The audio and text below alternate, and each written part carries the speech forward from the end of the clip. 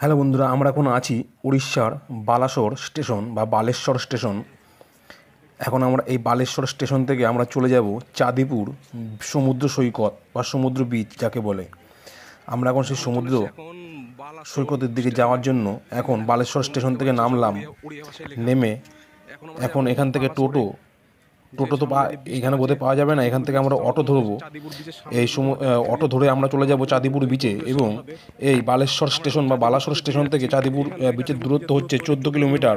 তোমরা আসলে এই বিচে যেতে পারো। পুরীর মানে যারা কলকাতা বা হাওড়ার দিক থেকে আসবে, প্রথমে বালেশ্বর বা বালাসোর পড়বে, তারপরে পুরী। সেই বালেশ্বর স্টেশন থেকে নেমে অটো ধরে তোমরা চলে যেতে পারো। এখানে অটো আমাদের কাছে ভাড়া চাইলো 400 টাকা এবং আমরা দরদাম করে সেটিকে কমিয়ে 300 টাকায় নিয়ে এসেছি।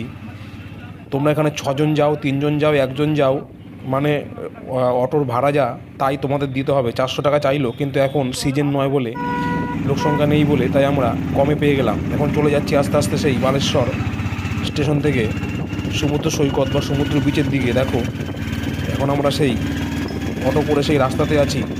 আশেপাশের পরিবেশটা তোমরা চোখের সামনে দেখতেই পাচ্ছ, অনেকটা মনোরম পরিবেশ। উড়িষ্যার মধ্যে এই চাঁদিপুর বিচটি অবস্থিত। দীঘার থেকে বেশি দূরত্ব নয় এই চাঁদিপুর বিচের। আমরা এখন চাঁদিপুর বিচের সামনে আছি। এই বিচটা পুরীর মতো অত 50 না 60 কিলোমিটার দেখলাম আমরা। এখন দেখো চলে এসেছি চাঁদিপুর বিচের একদম পুরোপুরি সামনে। দেখো কেমন, এইটা হচ্ছে বিচের সামনেটা। অতটা ফেমাস নয়। চাঁদিপুর বিচ হচ্ছে পুরী বিচের সামনেই। ওই যে আমার দুটো বন্ধু সামনে যাচ্ছে, আর ওটা হচ্ছে সমুদ্র। ওটা দেখো সামনে। এখন মনে হচ্ছে ভাটা, সমুদ্রের জলটা মনে হচ্ছে অনেক দূরে। ওই দেখো সম্পূর্ণ বালি আর বালি। ওই দেখো, তোমরা আসলে চাঁদিপুর বিচে তোমরা আসতে পারো। এটা বালাসোর স্টেশন থেকে 14 কিলোমিটার। এই যে দেখো চাঁদিপুর বিচের সামনে। এখন মনে ভাটা, ওই জল এখন অনেক দূর চলে গেছে। দেখো শুধু বালি আর বালি। আমরা চলে এসেছি চাঁদিপুর বিচে। এই যে এটা আমাদের ম্যানেজার, আরো হচ্ছে আমাদের হচ্ছে আমাদের বস। এই যে দেখো এখন আমরা চাঁদিপুর বিচে এখন আছি। এখন আমরা ওই চাঁদিপুর বিচে দেখো, এই দেখো দূরে গেছে এখন ভাটা বলে, তাই সামনে কাদা। এই আসো, আমরা এখন চাঁদিপুর বিচে এখন হাঁটছি। দেখো এই যে দেখো হাঁসটা আমাদের দুই বন্ধু। ওই দেখো জলটা কেবল সূর্য। এখন বিকেল 5টা বাজতে চললো। এখন আমরা এসছি দেখো এদিকে।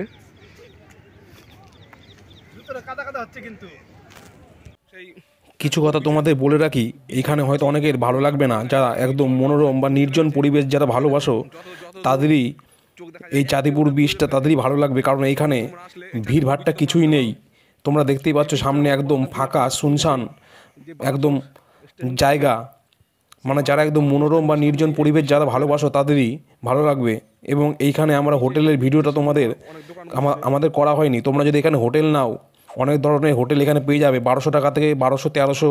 এবং আমরা একটা হোটেল ভাড়া করেছি, সেই হোটেলের ভাড়া হচ্ছে 500 টাকা। আমরা 3 জন থাকবো। সেই হোটেলটা তোমাদের দেখানো হয়নি। সেই হোটেলটাও তোমরা এখানে এসে এই সমুদ্রের ধারে তোমরা হোটেল পেয়ে যাবে। সমুদ্রের ধারে একটু ভাড়াটা বেশিই চাইছে। পন্থনিবাস বলে একটি হোটেল আছে, ওইখানে ভাড়া আমরা শুনেছিলাম ভাড়াটা অনেকটাই বেশি, 1300 টাকা থেকে শুরু। তোমরা যদি একটু ভেতর দিকে যাও তাহলে তোমরা ওইখানে 500-600 টাকার মধ্যে ভালো ভালো হোটেল তোমরা পেয়ে যাবে। এখানে সমুদ্রের ব্যাপারটা হচ্ছে আমি জানতাম না, কিন্তু শুনলাম যে এখানে সমুদ্র নাকি ভাটার সময় 5 থেকে 6 কিলোমিটার দূরে চলে যায়।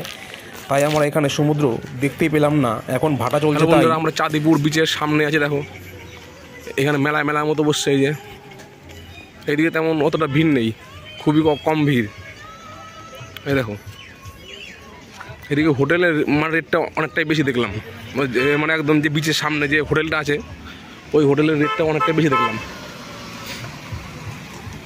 এই যে ট্যুরস অ্যান্ড ট্রাভেলসের সব গাড়ি, এই গাড়ি করে মনে হয় ঘুরিয়ে নিয়ে আসবে মনে হয়।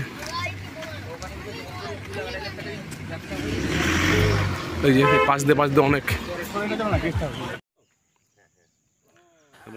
আমরা রাত্রেবেলা হোটেল থেকে হোটেলে থেকে আমরা সকালে চলে এসেছি দেখতে যে সমুদ্রের জলটা সামনে এসছে কি না, কিন্তু আমরা এসে দেখি যে সমুদ্রের জল এখানে বেশিক্ষণ থাকে না, 4-5 ঘন্টা থাকে আবার চলে যায়। তাই আমরা দেখতে পেলাম না। তোমরা দেখো এদিকে, যত দিকে তোমাদের চোখ যাবে শুধু ঘাস আর কাদা আর কাদা। জল এখানে দেখতে পাওয়া খুবই মুশকিল। এখানে জল কিছুক্ষণের জন্য আসে এবং এসে আবার সেই দূরে চলে যায়। তাই তোমরা এখানে আসলে তোমাদের টাইম মতো আসতে হবে তোমাদের সমুদ্রকে দেখার জন্য। আচ্ছা চলো তাহলে এখানে আজকে ভিডিওটা শেষ করলাম, ছোট ভিডিও। আমরা আবার এখান থেকে আরেক জায়গায় যাব, তাই আমরা আর এখানে বেশিক্ষণ থাকবো না।